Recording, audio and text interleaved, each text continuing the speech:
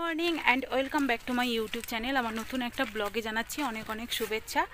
আলোকে ছাড়তে যাচ্ছি স্কুলে, আসার সময় একটু কিছু মাছ বাজার করে নিয়ে আসবো।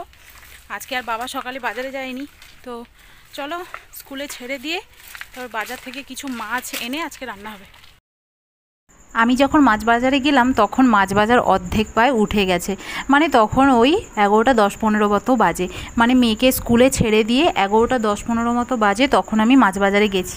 অগত্যা তখন হয় পচা মাছ পাবো, না হলে ওই রকম বড় বড় ইলিশ। তো ইলিশের দাম মোটামুটি 1,500 টাকা করে, আর ইলিশের ধারে কাছে আমি যেতে চাই না, অনেক দাম। তো সেই জন্য ইলিশের দিকে একটুখানি দেখেও না দেখার ভান করলাম। তারপরে নিয়ে নিলাম হচ্ছে পোনা মাছ, কাটা পোনা মাছ। এই যে কাটছে, বেশ বড় ছিল, আর 4 পিস করেছি, মোটামুটি বড় বড় করে আজকে কাটিয়েছি, সঙ্গে অর্ধেক মাথা। তো এই মাছগুলো মোটামুটি বাড়িতে নিয়ে চলে এসেছি। এইগুলোই আজকের রান্না করব, ঝোল করব আর তোমাদের সঙ্গে শেয়ার করব। চলো ভিডিওটা তোমরা কিন্তু প্রথম থেকে শেষ অবধি অবশ্যই দেখতে থাকো, আর রেসিপিটা অবশ্যই তোমরা দেখো। আমি যখন আসছিলাম তখন কিন্তু অলরেডি বৃষ্টি পড়ছিল, আর পুকুরের দিকে তাকালেই বুঝতে পারবে টিপিং টিপিং করে অলরেডি বৃষ্টি এখনও পড়ছে।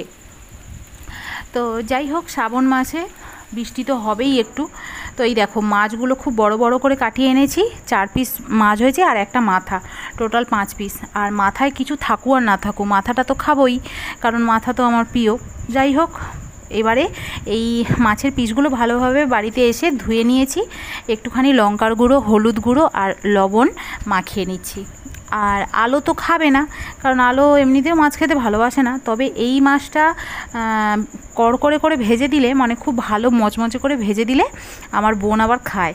তো সেই জন্য এই মাছটা আনা আর কি, মানে ওই মাছ খাওয়া বলতে ওই চিংড়ি মাছ খায়, এই পোনা মাছ খায় আর ইলিশ মাছ খায়। আর ইলিশ মাছের যা দাম, ইলিশ মাছের দিকে একদম তাকানোই যাবে না।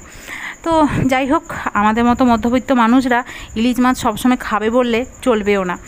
তো মোটামুটি মাছগুলো আমি মাখানো কমপ্লিট, নুন হলুদ লঙ্কার গুঁড়ো, এবারে সর্ষের তেলের মধ্যে ভেজে নেব। আর মাছগুলো এতই বড় বড়, ভাজতে গিয়ে খুব প্রবলেমও হচ্ছিল, ভাবছিলাম যে ছোট ছোট করে নিলে ভালো হতো। তবে যাই হোক, আজকে বড় বড় করেই রান্না করছি, কারণ অনেকটা দেরি হয়ে গেছে, বাড়িতে এসে সব কিছু গুছিয়ে গেছি, রান্না করতে করতে অনেক বেলা হয়ে যাচ্ছে। তো এই দুটো পিসের মধ্যে একটা পিস আবার একটুখানি ভেঙেও গেছে ভাজতে গিয়ে।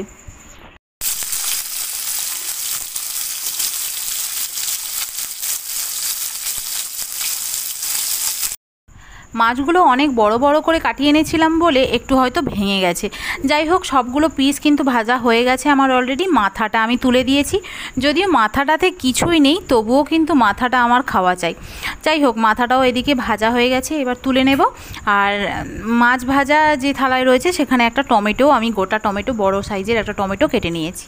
তো এবারে মাছের ঝোল বানানোর জন্য কিছু আলু কেটেছি, যে আলুগুলো আমি ওই তেলের মধ্যে ভেজে নেব।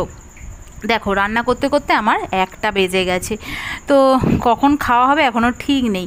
তো চলো, এদিকে আমার আলুগুলোও ভাজা হয়ে গেছে, এবার আলুগুলো আমি তুলে নিচ্ছি। আর কড়াতে আরেকটু পরিমাণে সর্ষের তেল দিয়ে দিলাম একটা শুকনো লঙ্কা, 2টো তেজপাতা আর কালো জিরে। বড় মাছের ঝোল রান্না করতে গেলে একটু কালো জিরে দিলে কিন্তু খুবই ভালো লাগে, বিশেষত পোনা মাছ, রুই মাছ, কাতলা মাছ, এগুলো ঝোল বানানোতে একটু কালো জিরে দিলে তরকারির স্বাদটা কিন্তু ভালো হয়। কেটে রাখা পেঁয়াজ কুচি আর টমেটো কুচি দিয়ে দিলাম, দিয়ে ভালোভাবে টমেটো আর পেঁয়াজটাকে ভালোভাবে ভেজে নেব। পরিমাণ মতো লবণ, পরিমাণ মতো হলুদ গুঁড়ো, কাশ্মীরি লঙ্কার গুঁড়ো দিয়ে ভালোভাবে নেড়েচেড়ে নিয়ে টমেটোটা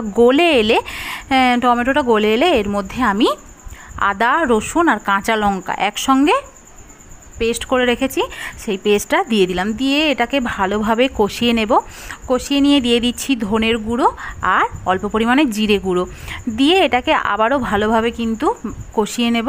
কষিয়ে নিয়ে এর মধ্যে অল্প একটু মিক্সি যে বেটেছিলাম সেই বাটা ধুয়ে একটুখানি জল দিলাম, দিয়ে আবারও ভালো করে কষিয়ে নিয়ে শুকনো শুকনো হয়ে এলে আমি যে আলুগুলো ভেজে রেখেছিলাম সেই আলুগুলো এর মধ্যে তুলে দিলাম। একটুখানি চিনি দিলাম, মাছের ঝোল হলেও একটুখানি চিনি কিন্তু আমি দেই তরকারিতে, সব তরকারিতে। এটা প্রত্যেক ভিডিওতে আমি তোমাদেরকে বলে থাকি, তোমরা চাইলে দিতে পারো, আবার নাও দিতে পারো। যাই হোক, জল দিয়ে দিলাম পরিমাণ মতো, যেহেতু এটা ঝোল খাবো আর মাছগুলো তো বড় বড় আছে, যে কারণে জলের পরিমাণটা একটু বেশিই দিলাম। ঝোলটা ফুটে এলে এর মধ্যে দিয়ে দেবো ধনেপাতা। আর এখন আমরা প্রায় কিন্তু প্রত্যেকটা তরকারিতে ধনেপাতা প্রচুর খাচ্ছি। আগে আমরা একসময় ধনেপাতা খেতাম না, এখন আমরা ধনেপাতা না ছাড়া খাই না। যাই হোক, ঝোলটা ফুটে এসেছে, এবার প্রত্যেকটা মাছ কিন্তু এক এক করে আমি তুলে দিচ্ছি। আর ঠিক নামানোর আগে একটুখানি গরম মশলার গুঁড়ো দিয়ে একেবারে নামিয়ে নেব। এই যে এইবারে দিয়ে দিচ্ছি গরম মশলার গুঁড়ো। গরম মশলা গুঁড়ো দিয়ে আমি ঝোলটা নামিয়ে নেব। তো মাছের ঝোল কিন্তু একেবারেই আমার রেডি। একদম গরম গরম ভাতে মাছের ঝোলটা বেশ ভালো করে দুপুরবেলা খাওয়া যাবে। বেলাও অনেক হয়ে গেছে। তাড়াহুড়ো করে রান্না করলাম মাছের ঝোলটা। আর মাছের ঝোলের রেসিপিটা কেমন লাগলো অবশ্যই কমেন্ট করে জানিও। ভালো লাগলে লাইক করে দিও, আর চ্যানেলে যারা নতুন আছো তাড়াতাড়ি সাবস্ক্রাইব করো। দেখা হচ্ছে কালকের আবার নতুন কিছু ভিডিও নিয়ে। ততক্ষণ সবাই ভালো থেকো, সুস্থ থেকো। আজকের মতো টাটা।